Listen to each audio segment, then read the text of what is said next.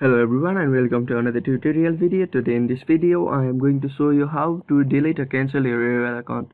And please don't forget to like my videos and subscribe my channel because it will help me a lot. To delete or cancel your AOL account, open any web browser in the desktop or mobile device and in the web address bar type aol.com. It takes you to the AOL homepage. Open new tab and in the web address bar type myaccount.aol.com.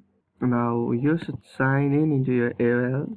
Click on next button to continue over here. Your password over here. Click next to continue again.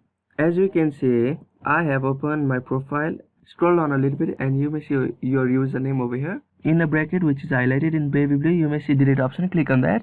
Now what happens over here is it opens a new page. It says that your username will be deactivated and deleted from our user registration database in approximately 30 days. Now click on continue delete my account button to continue over here. First enter the email address over here and click on yes, terminate this account. And that's it, you have deactivated your AOL account. Thank you for watching our videos. I hope you find it helpful. And please don't forget to like my video and subscribe my channel. Thank you.